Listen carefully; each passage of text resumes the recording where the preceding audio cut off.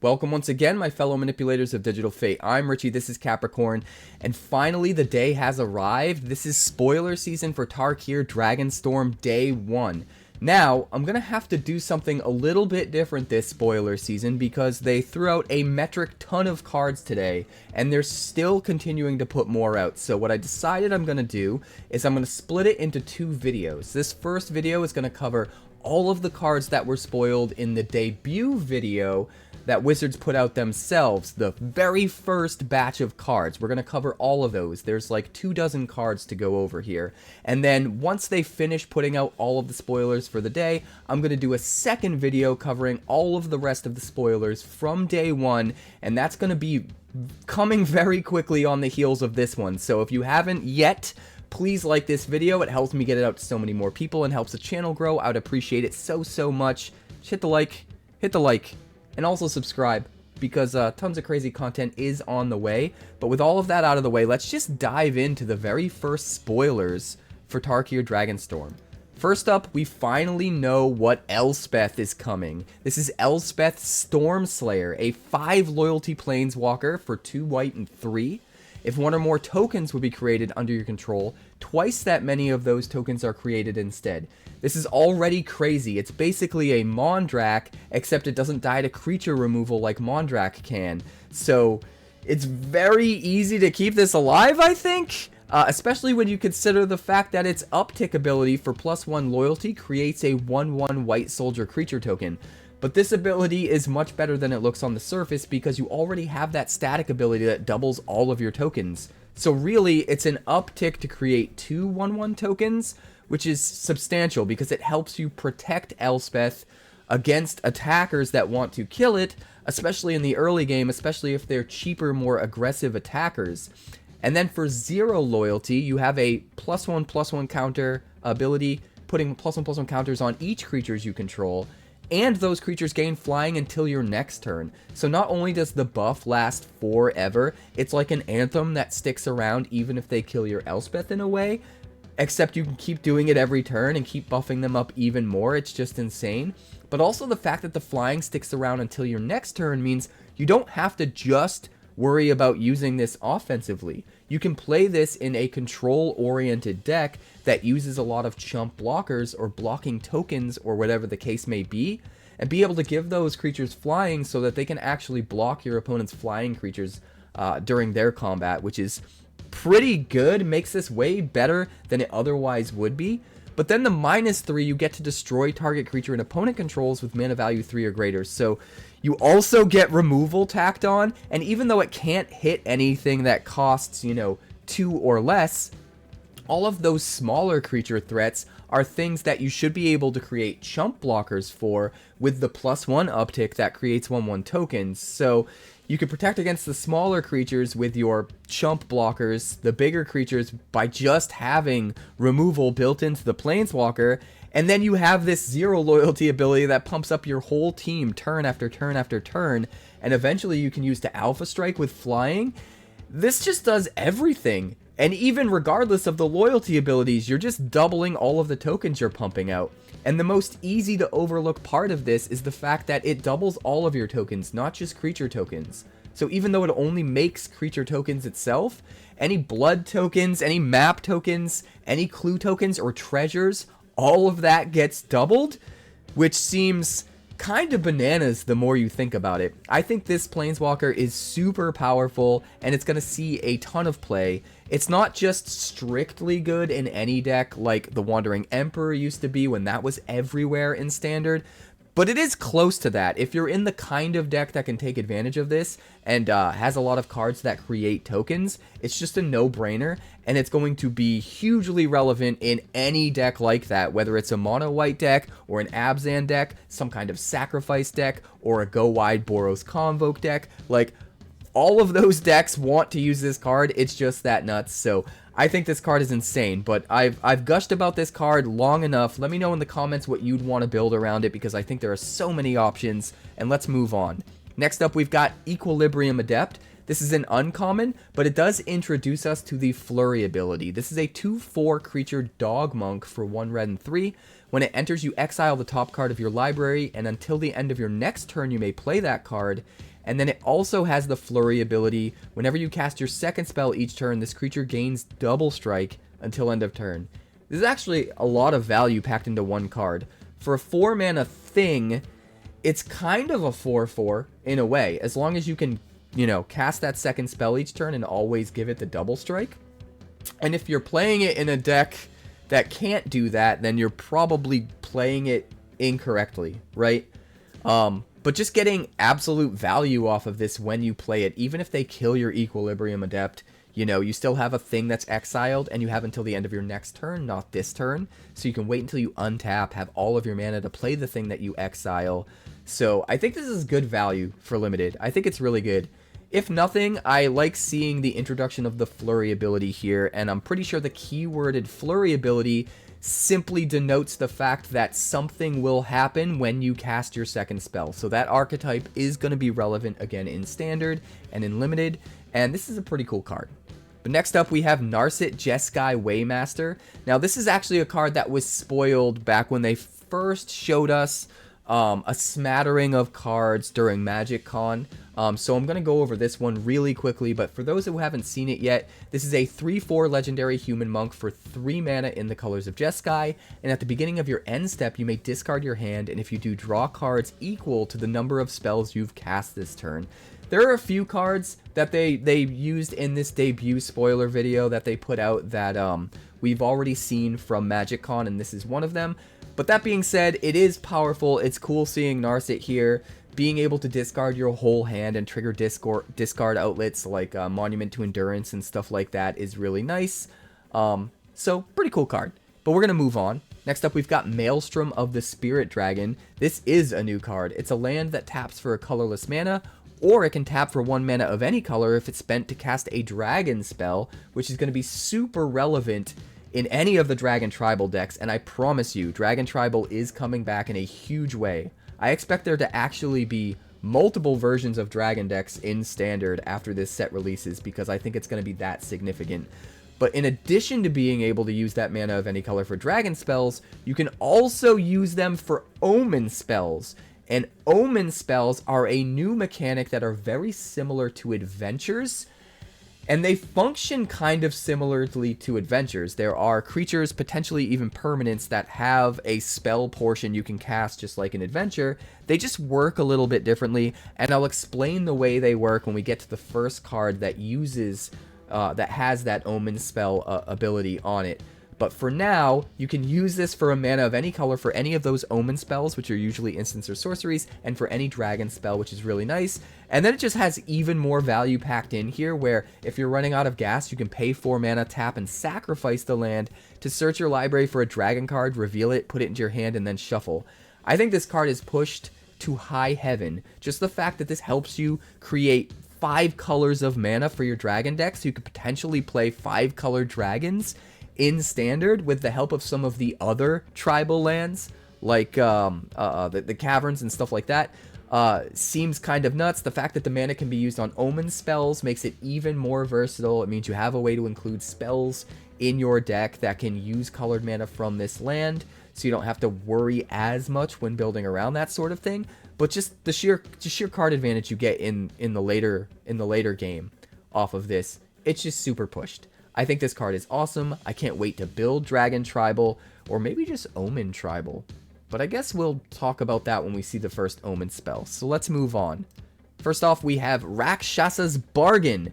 This is our first uncommon of the day. It's an instant for 3 mana in the colors of Sultai, but it's showing us that hybrid mana is coming back in a big way. So some of these 3-color tribes are able to cast their spells for potentially just 6 colorless mana because of the hybrid mana. But also, you're not limited to playing cards like this in a specific 3-color shell. You could be playing just 2 of the colors, just Golgari or just Simic, and still use a card like this and still be able to play it. It's just going to cost you a little bit more. This one in particular is an instant. You look at the top 4 cards of your library, put 2 of them into your hand, and the rest into your graveyard.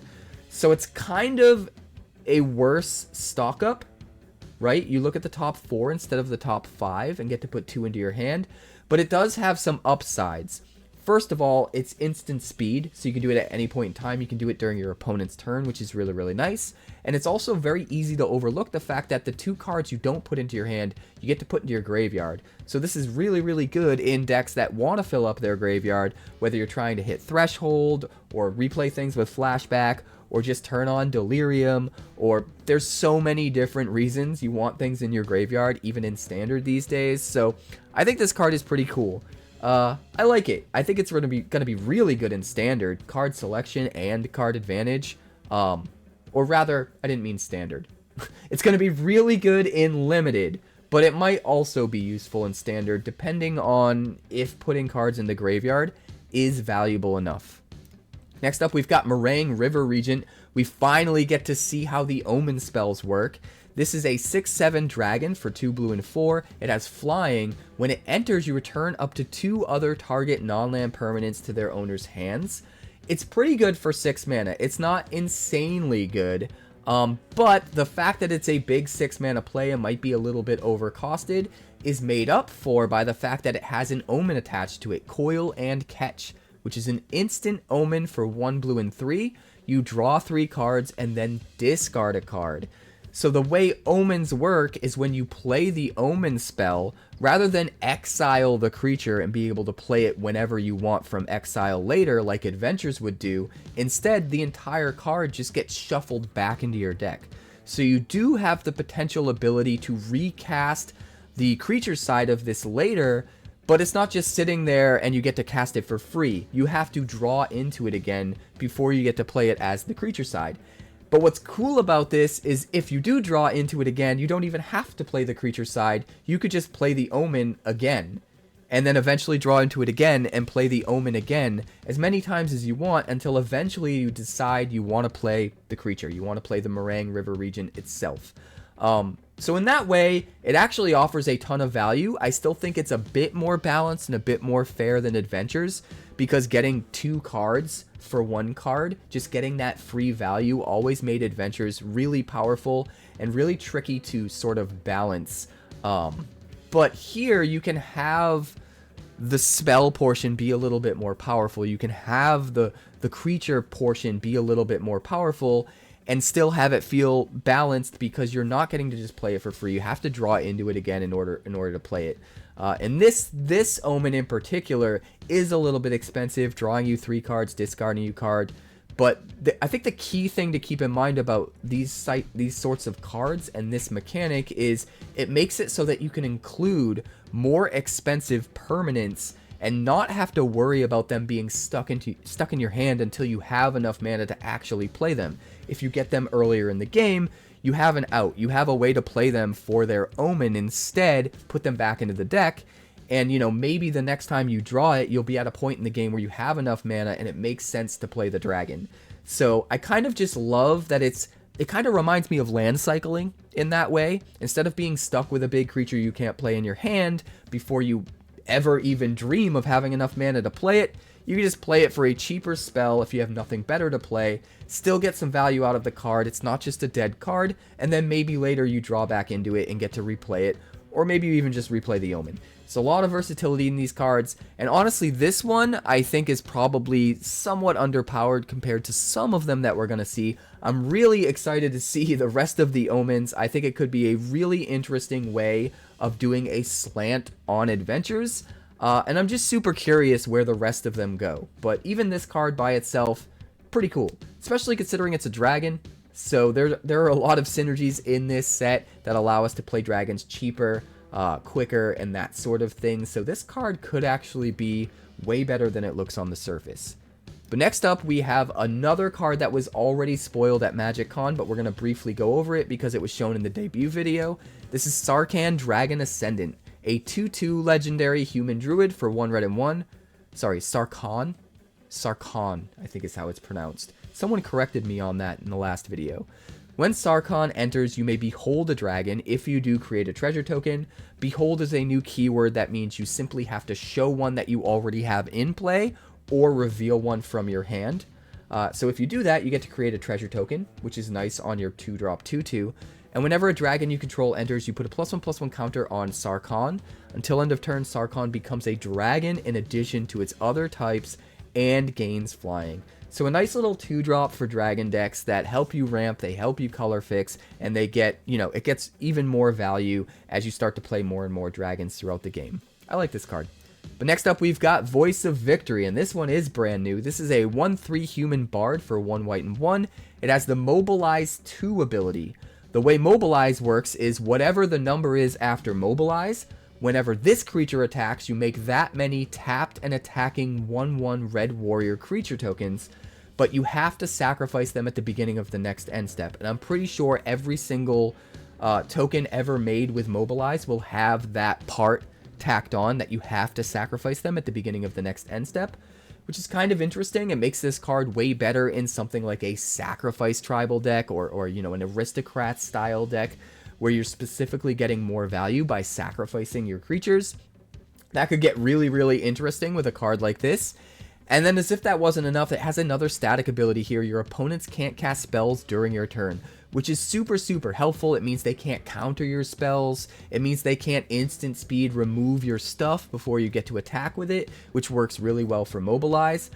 But an ability like this, it works so much better on a card like this where you don't have to give up on playing pressure to the board in order to turn that ability on. You kind of get to have your cake and eat it too. You get your creature that gives you a ton of value when you attack with it, but you also get this ability to protect everything on your turn from your opponent's removal, from counter spells, and all of that sort of stuff. So I love that you get both of these abilities on the same card. I think it makes it that much more likely to see play. And it's also a human. And I have a human tribal deck in mind that's already really, really good that uses Alesha. If you guys have been following the channel for a while, you've probably seen a couple different versions of that deck. Human tribal is super, super good, and I expect it to continue to be good, and a card like this might make the cut in a deck like that. But moving on, we've got Areni's Rebuff. This is another uncommon. It's a sorcery for 1 blue and 1. Return target creature to its owner's hand, which is very overcosted and not good, especially at sorcery speed, although you can return your own creatures, which is something to keep in mind. But what makes this card interesting is it has Harmonize for 1 blue and 5. So you can cast this card from your graveyard for its Harmonize cost, and you may tap a creature you control to reduce that cost by X, where X is its power, but then you have to exile this spell. That's a lot to unpack. So it's kind of flashback, but it's a flashback that can have the cost reduced by tapping the right creature, which is super interesting. So the fact that this costs 2 mana kind of makes sense now. It costs a little bit more the first time you cast it because you get to cast it a second time. It's kind of 2 spells in 1. And even though that second time is overcosted, if you have a 5 power creature out, you can tap it and recast it for just 1 blue mana and not even pay as much as you paid the first time. And in decks that want to self-mill or discard cards, just putting this into the graveyard gets you free value by being able to tap the right creature later on and cast this for just 1 mana. Even if you don't have a 5 power creature, you could tap, 3 power, 4 power creature and still have this cost a reasonable amount. But I think it's getting access to that free value by putting cards into your graveyard and just getting to play them from the graveyard instead of just hard casting this in the first place that makes this so exciting. And I do think that decks that utilize that sort of mechanic could make use of something like this. At the very least, I expect there to be an archetype in Limited that can make use of this, and this card will be really good in Limited for those types of decks. But next up, we've got Qarsi Revenant. Qarsi, Qarsi. Let me know in the comments how this should be pronounced. I think it's Qarsi, but it's a 3/3 vampire with flying, death touch, and lifelink for 2 black and 1. So it's already just like a super vampire Nighthawk. I absolutely love it. I love it for vampire tribal decks, but it goes one step further because it has the renew mechanic. And the way renew works is that any creature that has renew has a cost you can pay when it's in your graveyard, and then you exile the card from your graveyard, and you get to take the attributes from that creature and put it on another one when you do it. So in this case, it's renew for 1 black and 2, which is kind of the same cost as the creature in and of itself, just less dependent on black mana. And then you exile this from your graveyard, put a flying counter, a death touch counter, and a lifelink counter on target creature, activate only as a sorcery. So like I said, this is super exciting for Vampire Tribal. I think Vampire Tribal might be back on the map, but this is super exciting in a lot of different ways. I think in just any kind of normal aggro deck, this is going to be really good if you're running black. And then in any kind of a counters matters deck, being able to put 3 counters on your creature also could be really, really good. It could work super well with Bulwark Ox, which you can sacrifice to protect all of your creatures that have counters. Even if your creature doesn't have a +1/+1 counter, if it has the flying, death touch, and lifelink counters from Qarsi Revenant, you can still protect it with a Bulwark Ox. So there's a lot of interesting mechanics that you can start to use in conjunction with the Revenant here. But I think the most interesting way to use it is by being able to trigger things that care about you exiling stuff from your graveyard. Like there's 𝑇ℎ𝑒𝑟𝑟𝑎𝑛𝑐𝑒. If you use this from your graveyard to make one of your creatures become a super vampire Nighthawk, you also trigger 𝑇ℎEَRR𝑟𝑎𝑛𝑐𝑒 and draw a card, and maybe that's another card that contributes to 𝑇ℎEَRR𝑟𝑎𝑛𝑐𝑒 turning into a creature, which I think will be super, super relevant. And then the mother of all synergies, I think, with this is probably Insidious Roots, because if you exile this from your graveyard, not only do you make another plant, but you could give your biggest plant flying, death touch, and lifelink. And if it wasn't created this turn, if it doesn't have summoning sickness, that plant can then swing in for a massive amount of damage in the air with lifelink. And even if it does get blocked, it has death touch. I just think a way to just turn on your Insidious Roots by itself and then buff your best plant to high health seems nuts. There's just so many different ways that this card can be used, and I'm super excited to brew with it. I think it's going to be an insanely relevant card in Standard. And if you have ideas about how you want to use it, definitely let me know in the comments, because this thing is nuts.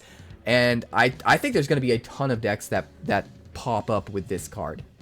But next up, we've got another card that we already saw at MagicCon. This is Mox Jasper, a 0-cost legendary artifact that taps for 1 mana of any color, but you can only activate that ability if you control a dragon. This card's going to be relevant for sure. Dragons are going to be everywhere, and this card is going to be used in pretty much every deck that's a dragon tribal deck. It's important to note that you're not limited to spending the mana on a dragon. You just can only tap it for mana if you have a dragon. So as soon as you have a dragon in play, you could be playing tons of other stuff that isn't dragons using the mana from the Mox Jasper, and that makes it way better than it looks on the surface. So this card's going to be super relevant, but we've already seen it, so let's move on. Next up, we've got Frostcliff Siege. This is an enchantment for 3 mana in the colors of Izzet, and it comes from the cycle of sieges that are coming in this set. I'm pretty sure we're getting 1 for each clan, or 2 for each clan, since technically there are 2 clans on each of these. Let me know in the comments below what you think about how many sieges you expect to get. We might get 5, or maybe we might get 10. It's kind of hard to say. But Frostcliff Siege is 3 mana in the colors of Izzet, and as it enters, you choose one of the clan names. All of the sieges do this. In this case, you choose either Jeskai or Temur. If you choose Jeskai, whenever 1 or more creatures you control deal combat damage to a player, you draw a card. So you can start to gas up and refill your hand if you're able to get through for damage. And then if you choose Temur, creatures you control get +1/+0 and have trample and haste. So you can use this as a super aggressive card that kind of anthems your whole team, but also gives them trample and haste. Could be insanely good in some kind of Izzet aggro deck, or a 3-color aggro deck even, just allowing you to just swing in with everything and going absolutely bananas. But I love that you can play this in a deck like that, and if you have to, if you're out of gas, instead choose Jeskai, and then you can refill your hand with whatever creatures are dealing combat damage to the opponent, gas up on some more cards, and use those to potentially, hopefully win the game the next turn. Or you could use it in a completely different deck. You know, you could use it in a deck with a bunch of flyers that are going to get through for combat damage really easily, and your plan is to name Jeskai. What I'm hoping we can do, and you'll have to let me know in the comments if there's a card that will help us do this, especially in Standard, but even if it's in an older format, is there anything that's going to let us double up the triggers from this entering the battlefield so that we can choose both Jeskai and Temur? Because if we can do that and turn on both modes of this card on the same card without having to dig and find a second copy, that actually seems kind of insane to me. And I feel like if we can do that, something like this is going to be super pushed. I think it'll be really interesting to brew around that if it's possible. So if there's a card that allows that exists in all of Magic, but especially Standard, let me know in the comments, because I think that could be cool. Next up, we've got Roiling Dragonstorm. This is another uncommon. It's an enchantment for 1 blue and 1. When it enters, you draw 2 and then discard a card. And when a dragon you control enters, you return this enchantment to its owner's hand. So, pretty cool. A lot of versatility. It reminds me a little bit of a Fixed Up the Beanstalk, because you don't just get to keep drawing a card whenever you cast a big thing, which dragons are normally a big thing. Instead, you have to return it to your hand and replay it for the mana cost to get to draw a card. But when you do, you draw 2 and then discard 1, so you're still up 1 as far as card advantage, just like a Beanstalk would get you from playing a big spell. But you get more card selection because you actually draw 2 and discard 1. So it is a little bit more valuable to make up for the fact that you have to pay the 2 mana each time.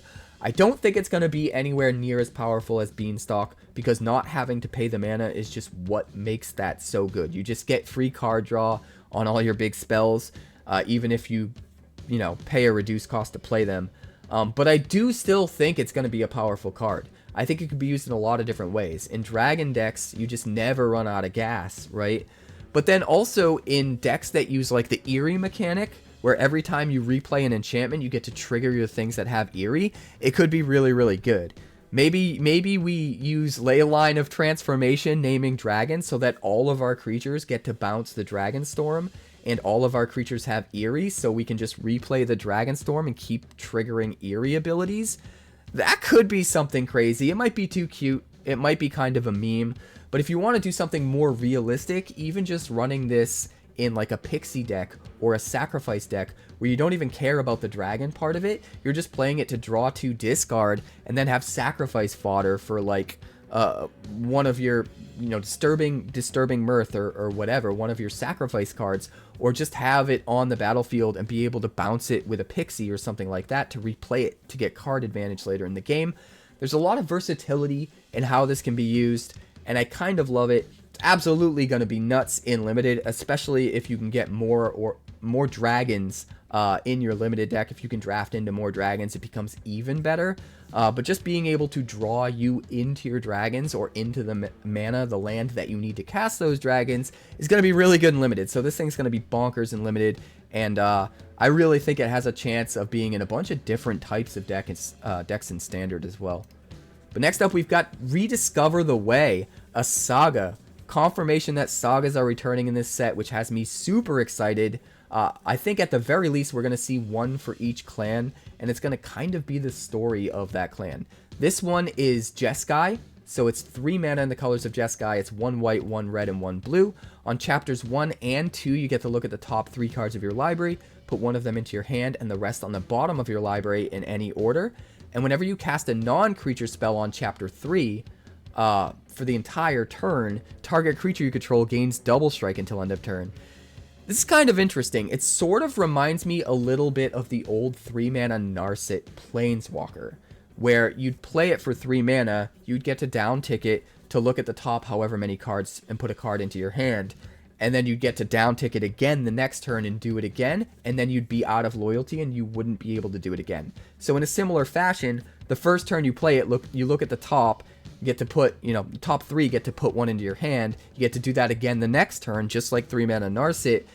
The difference is, instead of having a static ability where your opponent doesn't get to draw extra cards, this has a chapter 3 ability that then, whenever you cast a non-creature spell, gives something double strike. So it's much more useful in a deck that's trying to prep itself to just all of a sudden alpha strike out of nowhere when chapter 3 triggers. Maybe in a deck that's trying to utilize prowess, since playing this saga is going to trigger prowess as well.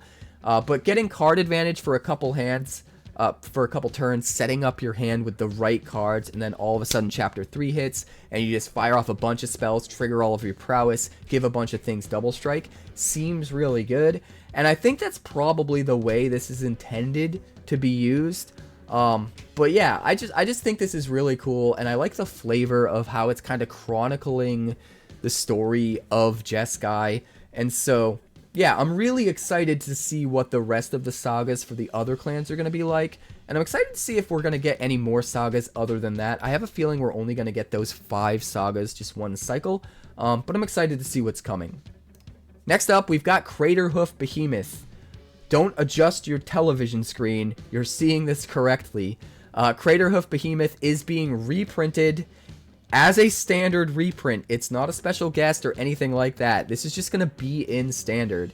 It's a 5/5 beast with haste for 3 green and 5. So a total of 8 mana, which is a metric ton of mana. But if you guys know Craterhoof from Magic's past, you know this card is easily abusable in the right decks, especially in Elf Tribal. And we actually finally have enough elves in standard to make Elf Tribal viable, even though it's not nearly as powerful as, you know, older format elf decks. I think Craterhoof Elf might be a thing in standard again, which is kind of hilarious. When this creature enters, creatures you control get trample and +X/+X until end of turn, where X is the number of creatures you control. So just go super wide with Mana Dorks. Use your Mana Dorks to play your Craterhoof Behemoth and buff up all of your Mana Dorks, and then swing in for the win, right? Pretty interesting that this is in standard, but people know what this is. We don't need to go into super detail anymore about Craterhoof Behemoth, but I am curious if you think it'll actually make a splash in standard, if you think it will actually be playable, if elves will be back, or if it'll be some new kind of deck utilizing this. So let me know in the comments. But we're going to move on to Sidisi, Regent of the Mire, a 1/3 legendary zombie snake warlock. So more zombie support and more outlaw support, which is really interesting. He only costs 1 black and 1, so it's a 1/3 for 2. And you can tap him and sacrifice a creature you control with mana value X other than Sidisi. Why wouldn't it say another creature you control? Why wouldn't it say sacrifice another creature you control with mana value X? Weird wording. But anyway, sacrifice a creature you control with mana value X other than Sidisi. Return target creature card with mana value X +1 from your graveyard to the battlefield. Activate only as a sorcery. Oh my god, I love this card. This is like a new version of Recurring Nightmare. For those of you who don't know, Recurring Nightmare is one of my favorite cards of all time. I love getting to re-trigger ETB effects and all that sort of stuff, just cycling things in and out every turn. Super, super fun. And I've always wanted a newer version in standard. Granted, this is very vulnerable, right? It dies to removal. It dies to pretty much every piece of removal other than shock in standard. But it's still awesome. Being able to cycle in and out creatures and get something that's even more expensive, so you get to go up the food chain in a way, just seems awesome. I don't know how competitive it will be because it is so vulnerable to removal, but I love that this card exists. There is one way that this can be super consistent that I'm really interested in trying to see if we can make work, and maybe with Soul Cauldron. Because if we exile this with Soul Cauldron, we can give all of our creatures this ability, and then we can just start in sequence tapping creatures and sacrificing things to cycle things in and out and put counters and use them and do another thing. You could get some crazy ridiculous loops going. We're gonna have to brew, man, because that's worth. I don't know if that will be too cute and maybe just a meme, or if it'll actually be awesome. But either way, I'm excited about trying it, and we absolutely have to try that out. So we'll be trying something like that, I'm sure, during early access. This card's just awesome. I love that this exists. If you can think of a really good way to use this, definitely let me know in the comments, because I cannot wait to brew with this card. Reoccurring Nightmare is so back. I hope it's not bad. I hope it doesn't end up being not good enough to see play. That would be so sad if we finally get a version of Recurring Nightmare and it's just not good enough. But I'm holding out hope. So let me know in the comments how you're feeling about it. Next up, we've got Kotis the Fang Keeper. This is a 2/1 legendary zombie warrior with Indestructible for 4 mana in the colors of Sultai. And if I'm not mistaken, I believe this is the Khan of the Sultai tribe right now. In addition, whenever 𝐿 deals combat damage to a player, you exile the top X cards of their library, where X is the amount of damage dealt. You may cast any number of spells with mana value X or less from among them without paying their mana costs. Wow. That's powerful. Even just being a 2-1 indestructible means it can come down, stop aggro in its tracks, and be a really, really good blocker, which is kind of nice on its own, although, you know, pretty overcosted for 4 mana for sure when you need 3 colors. But this other ability is wild. You play this in the same deck with 𝐺𝐑𝐄, swing with this while you have a 𝐺𝐺𝑑 out, you get even more value. You get to start creating treasure tokens when you play the things that this exiles. You're obviously going to want ways to buff 𝐿 up. And it's more reliable. It's more consistent and reliable to rely on doing something like that, buffing up 𝐿 and swinging, because there isn't a lot of removal that can hit this thing at instant speed. So if you have ways to buff up your 𝐿 and just exile a ton of cards and get that X high enough that you cast almost everything that you're exiling, you can get insane advantage. This is another one that I feel like there's so many different ways to brew around. Whether it's just in a deck where this is the only thing exiling stuff, but you can buff up its power to high hell, or maybe it's in a deck where you're playing tons of things that are trying to exile and play from exile, like 𝐺𝐺𝑑 and stuff like that. I feel like there's going to be some interesting ways to use this. Maybe even just use it in Zombie Tribal. It's just a good zombie that does extra awesome things. Like, that could be a thing too. I don't know for sure if it's good enough to see play there. But there are a lot of opportunities for sure for this card.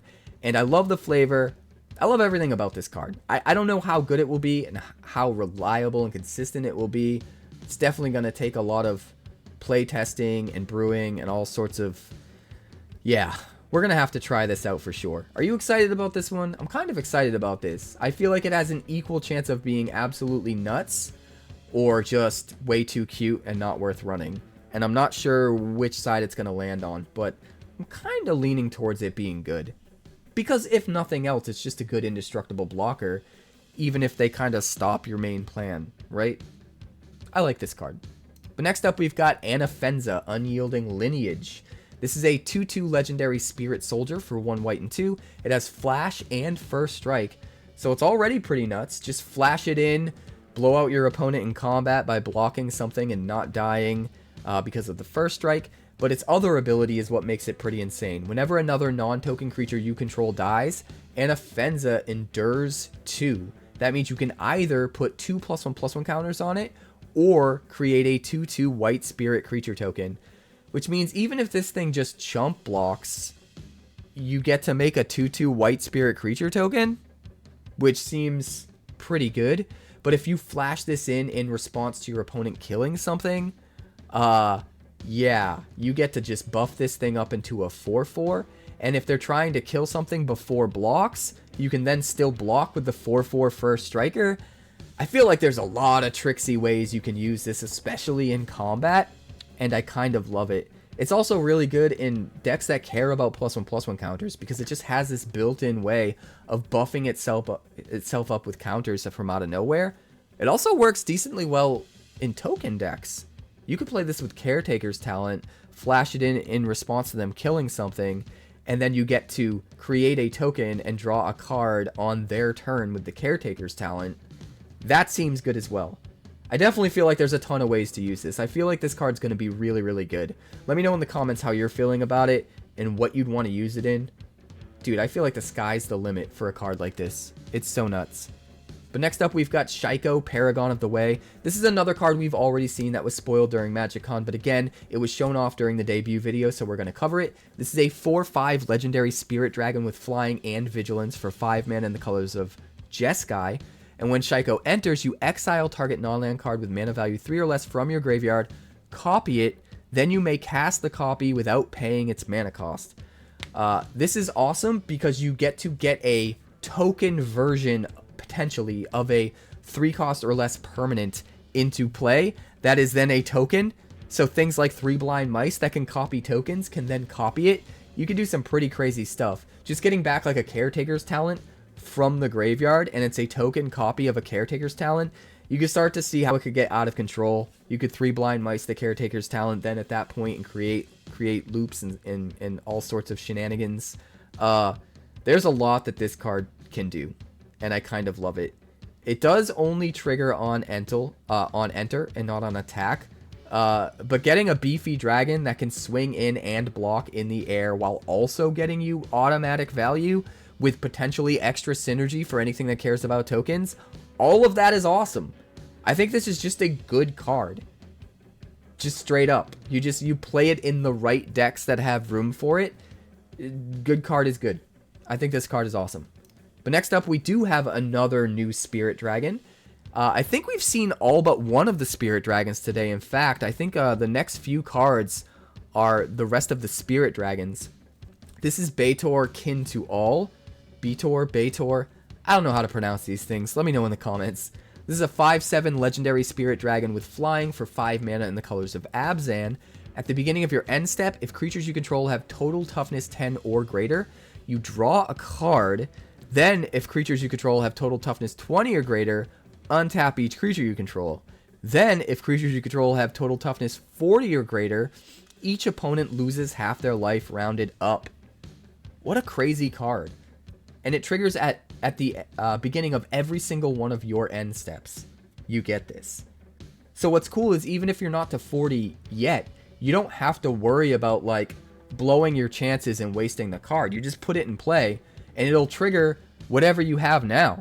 It'll at least draw you a card or untap all of your boys so you can swing in every turn and then still untap them and have blockers, or maybe use their tap abilities. And then if you do ever get to 40, you get to just start nuking your opponent's life total and kill them really quick.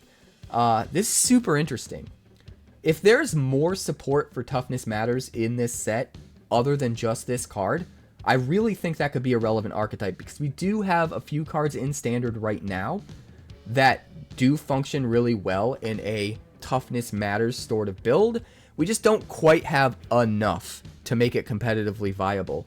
But seeing 𝑏𝑒𝑒𝑒𝑟 here really keeps me optimistic that maybe we do now.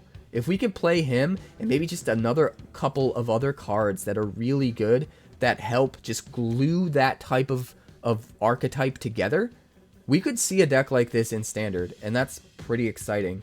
But even if you're not in a Toughness Matters deck, just being in a Dragon deck where all of your creatures are going to be huge, and your toughness is probably going to be big because of that, even without favoring toughness, could still be good.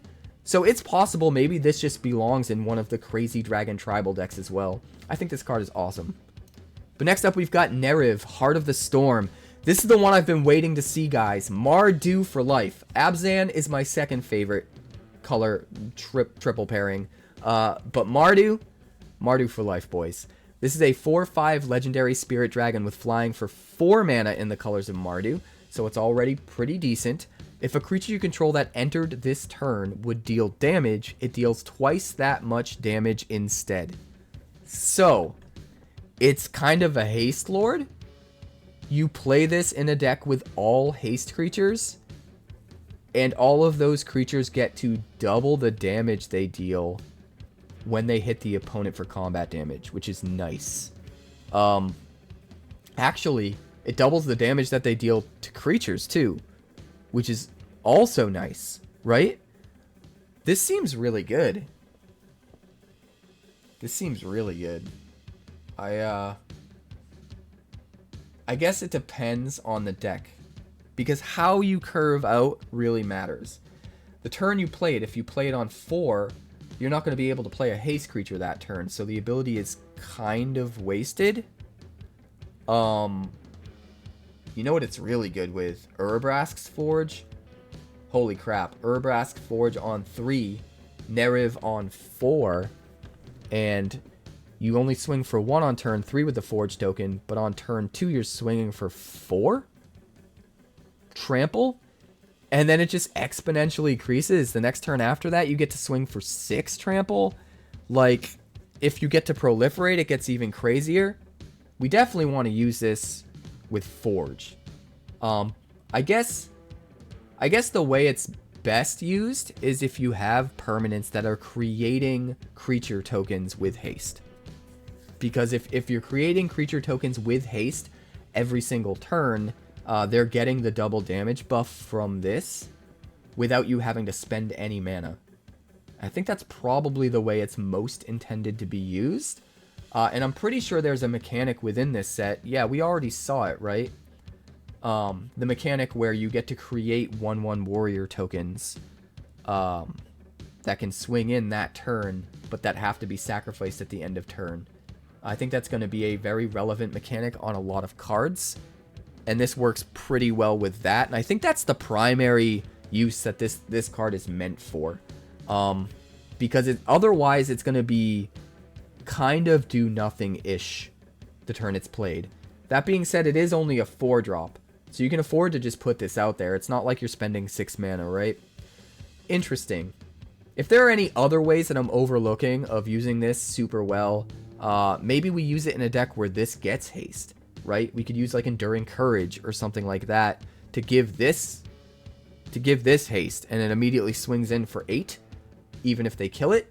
That could be cool too. So there are definitely some ways that can make this really, really good, but it's tricky because you play it on turn 4, it kind of just sits there and does nothing, and since there's no other creatures entering, at least not that you played, you know, you're not going to get the buff that turn. So you do have to build around this very carefully.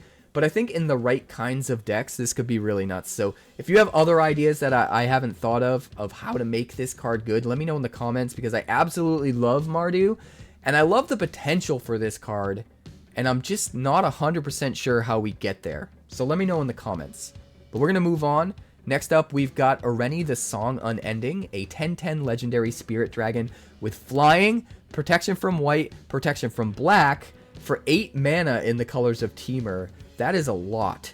But when Areni enters, it deals X damage divided as you choose among any number of target creatures and or planeswalkers your opponents control, where X is the number of lands you control. Oh, this is your top end for your ramp deck. You ramp, Temur ramp. This thing comes in super early as a 10/10 flyer with protection from the most problematic colors that have removal. White and black are the 2 colors that are able to remove without really having stipulations, right? Green usually tries to fight or bite, and you need to be reliant on your creature size. Red uses direct damage, which again, a 10/10 can easily dodge. And blue only has sort of marginal ways. Usually bounce is the biggest way in which blue is removing things. It does have stuff that can like tap creatures down and stuff like that, but that doesn't see a lot of standard play. So having protection from the 2 most important colors that have the two most important colors for removal that could actually remove this is insane. The more you think about it, the crazier this card is. There's not a lot of ways to deal with this.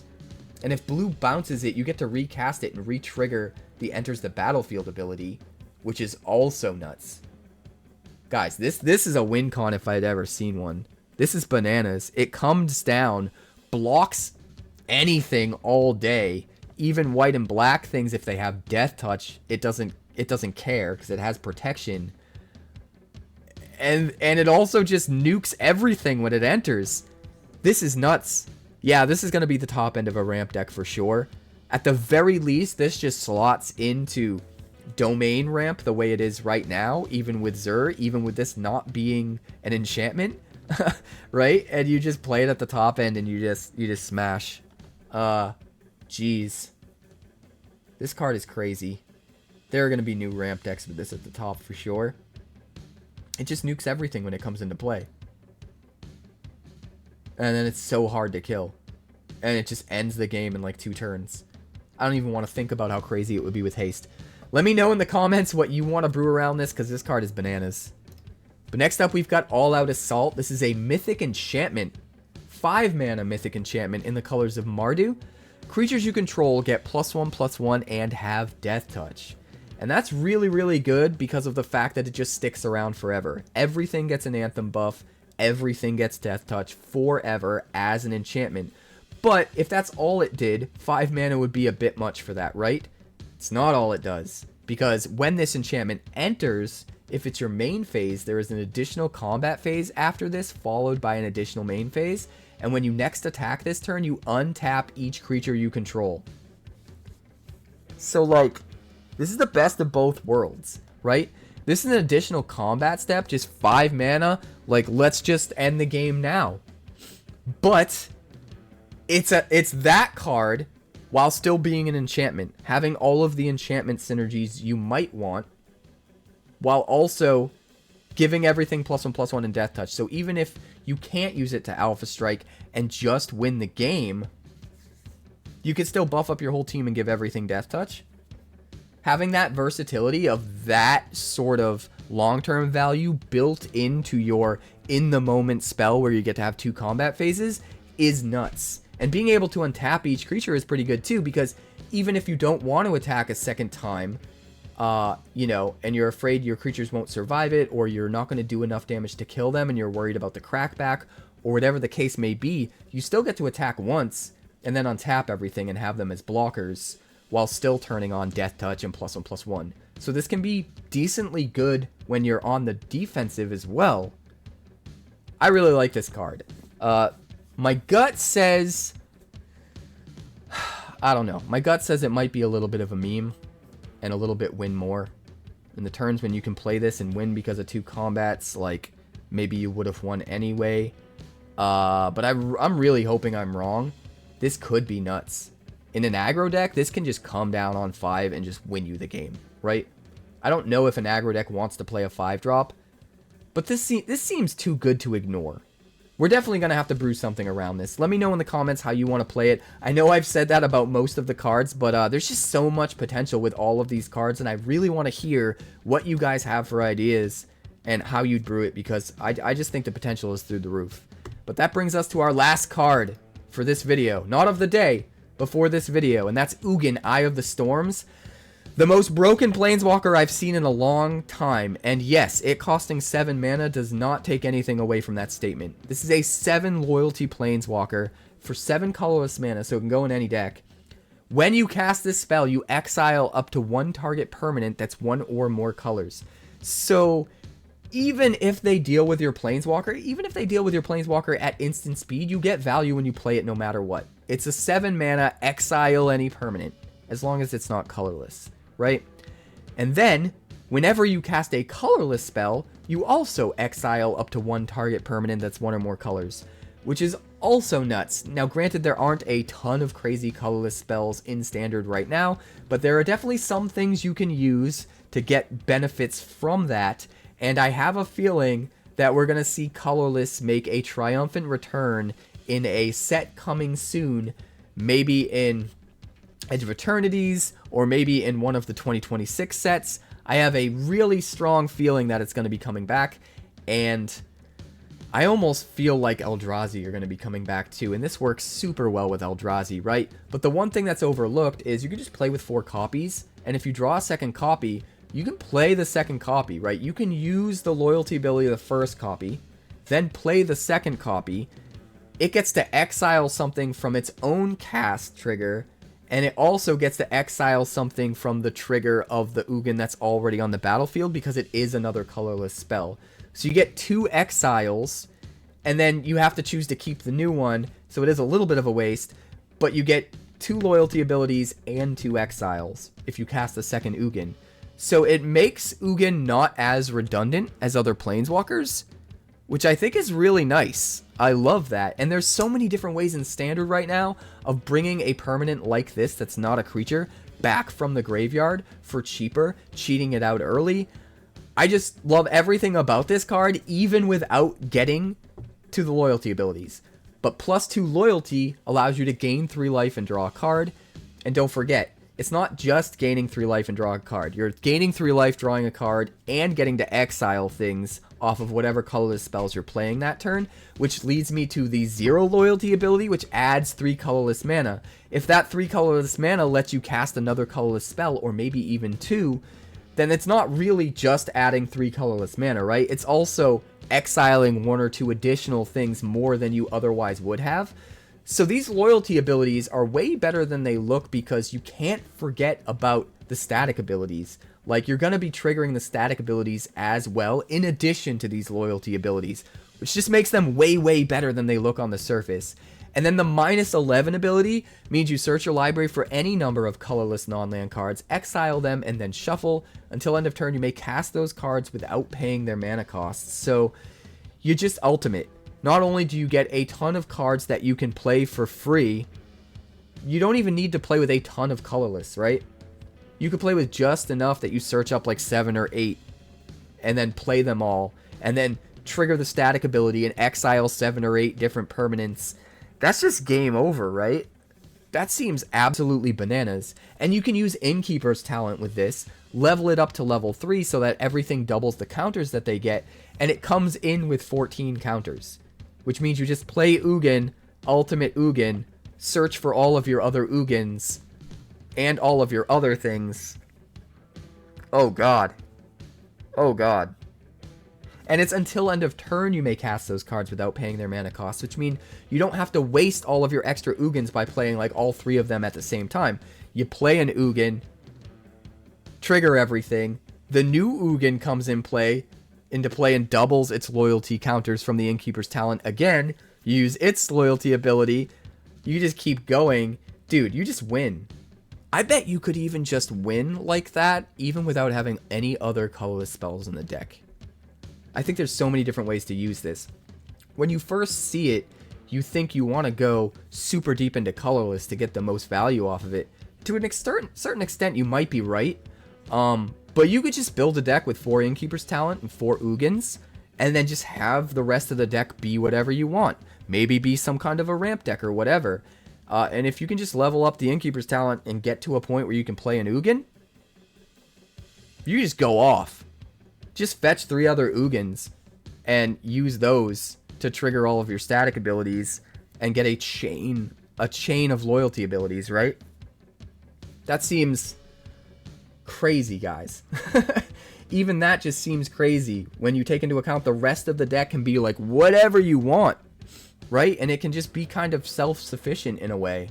But then if you can start adding even more colorless spells into the mix, and hopefully we get even more as new sets come out as the year goes on, to make this even better, this card is nuts.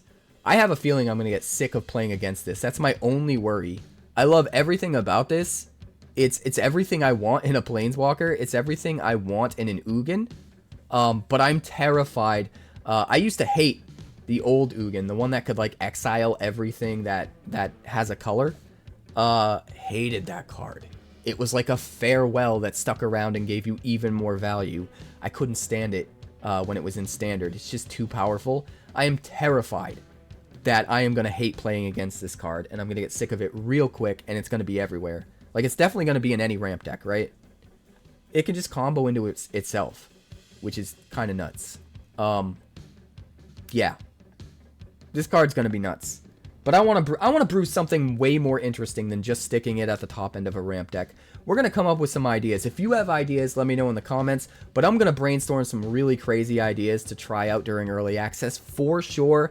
I hope you guys will join me for early access. But I'm jumping the gun because it is still spoiler season. That being said, that is the last card for now. Not of the day. This was everything that was spoiled during the debut video that Wizards put out, but there are a ton more spoilers coming. They're continuing to drop right now, and I'm going to put out another spoiler as soon as they stop dropping spoilers, and I can make a video covering all of the rest of the ones that they put out today. So you can expect to see that one coming soon. Please like this video because it helps me get it out to more people and helps the channel grow. I would appreciate it more than I can express with words. Seriously, it takes 2 seconds. Just hit the like button, and it means so much to me. You don't even understand. Subscribe if you're new because I have a ton of content on the way. Crazy spoiler content, some new deck brews that you guys haven't even seen, and a special event that I'm attending this weekend, the first Shattering, that I'll be live streaming from and getting video from. A brand new card game is being launched this weekend from a former Magic the Gathering lead developer, and it's super exciting. So we're going to go down there, we're going to play it. It's going to be a wild time.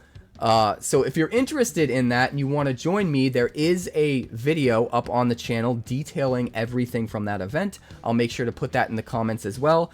But look forward to the other spoilers coming, guys, because we're just getting started and things are looking insane.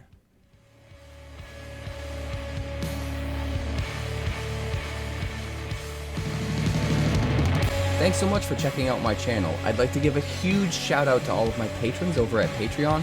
Without you guys, this channel would not be possible, so honestly, thank you from the bottom of my heart for all of your contributions. If you haven't yet, like and subscribe. The more likes we get and the quicker we get them, the bigger this channel will grow and the faster it will grow. I'd love nothing more than this channel to become something very special for you guys, but it's entirely up to you how fast that happens.